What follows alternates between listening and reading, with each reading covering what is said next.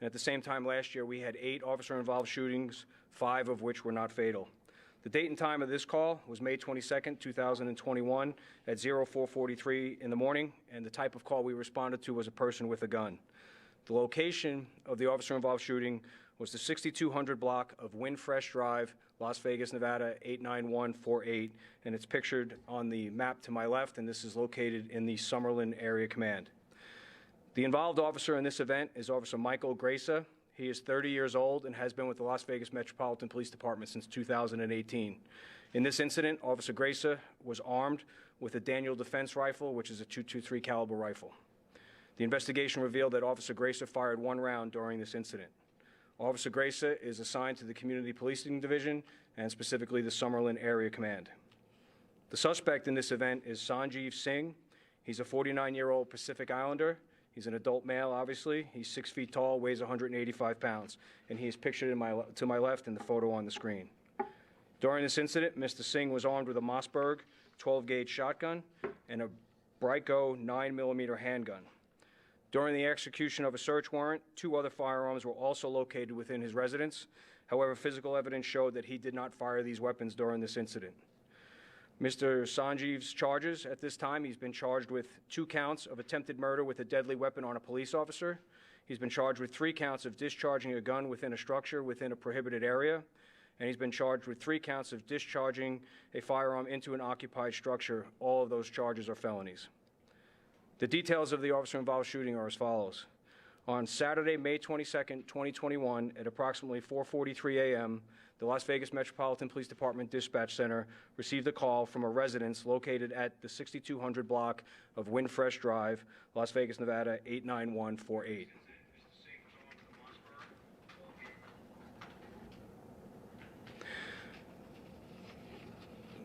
A female caller stated that her husband, Sanjeev Singh, was intoxicated and hallucinating. She also stated that Mr. Singh was armed with a firearm. As previously mentioned, Mr. Singh was hallucinating and believed someone was coming to his residence to shoot him. As officers were arriving, the female and her teenage son exited the residence and met up with the officers. She told the officers that Mr. Singh was alone in the house and that he had access to several firearms. At that point, officers began surrounding the residence and created a perimeter. While doing so, several shots were heard from inside of Mr. Singh's residence. At that point, the incident was deemed a barricade. And in situations like these, when a call becomes a barricade, we attempt to slow the momentum and call in additional resources to assist us in contacting the person that's involved in an attempt to resolve this peacefully. Officer Graca and his spotter were providing containment near the residence and were posted behind a parked vehicle. During this time, Mr. Singh stepped out onto the second-story balcony and fired a round toward Officer Graca and his partner with a long gun. Officer Graca returned fire with 1 round from his patrol rifle towards Mr. Singh. Our Special Weapons and Tactics team and the Crisis Negotiating team were then requested to the scene, but prior to SWAT arriving, Mr. Singh sporadically shot at Officer Graca and his partner from inside of the residence.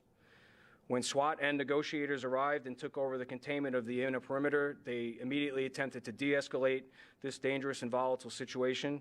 And at approximately 6:56 a.m., Mr. Singh stepped out onto his second-floor balcony while holding a shotgun in his hand, and a short time after that, he stepped back into the residence. A few minutes later, he stepped out of the front door of his residence armed with a shotgun, and he quickly placed the gun on the front lawn and stepped back into the residence again. At approximately 7 a.m., Mr. Singh was peacefully taken into custody by SWAT officers after he exited the rear of his residence and jumped a rear wall into his neighbor's yard. And we will now show you the body-worn camera video from the officer-involved shooting. Keep looking. Okay, I got you. Keep looking.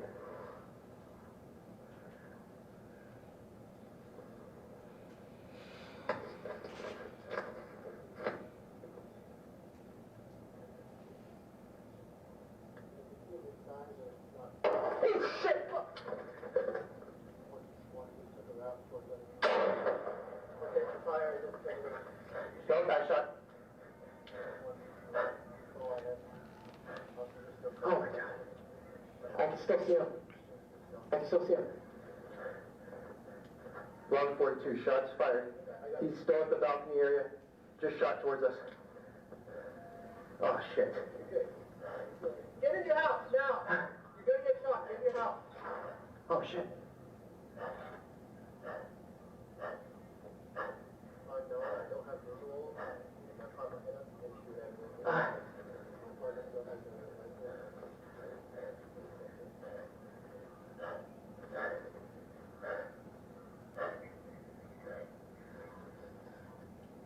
Yes, I fired.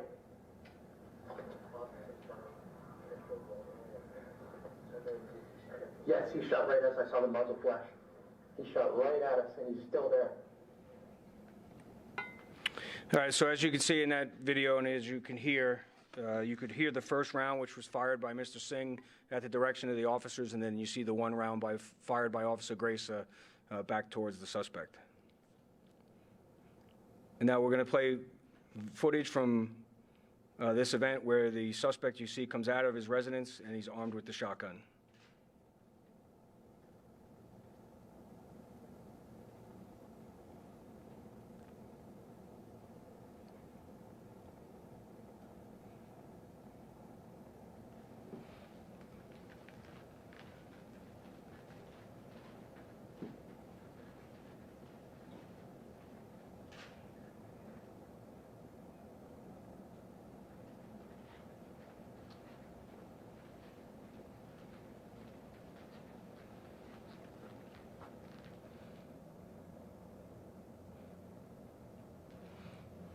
And this is video of Mr. Singh coming out of the front door and placing the shotgun on the grass.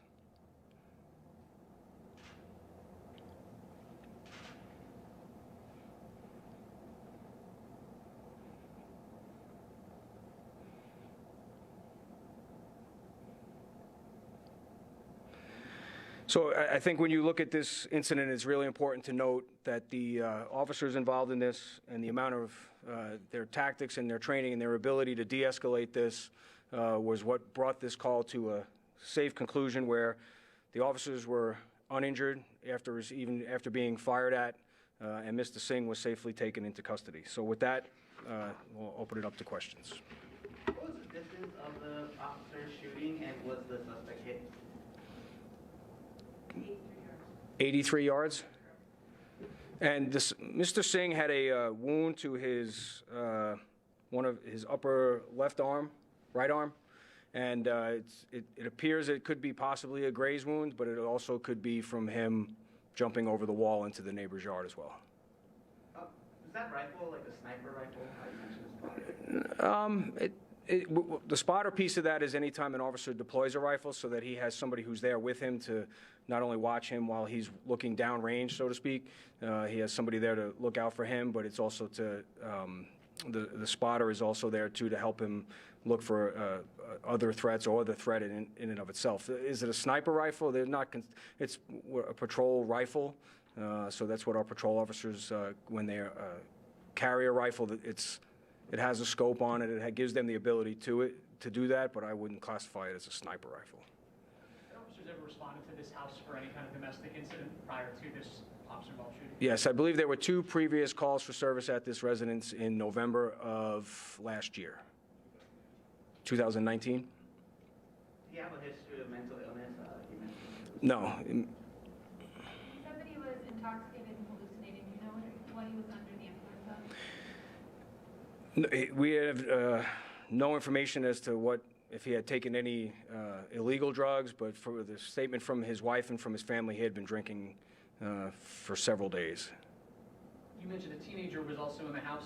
Woman, the wife and the teen escaped. Do you know how old the teenager was? No, I don't. Were there negotiations, he said, before you de-escalated? Yeah, that's a great question. You know, when our SWAT team and our crisis negotiators arrive at the scene, they immediately begin to attempt to contact Mr. Singh, and that's done through a variety of ways in calls like this. In this instance, they were using the loudspeaker and the bullhorn from one of their large and armored vehicles, which we believe is what led to the successful outcome of this. Had the officer involved ever been in a shooting incident before? No.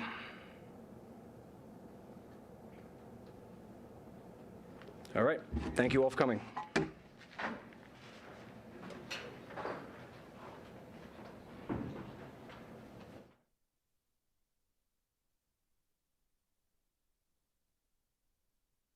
You've been watching breaking news from the Las Vegas Review-Journal, sponsored by Michael Gaughan's South Point Hotel, Casino, and Spa.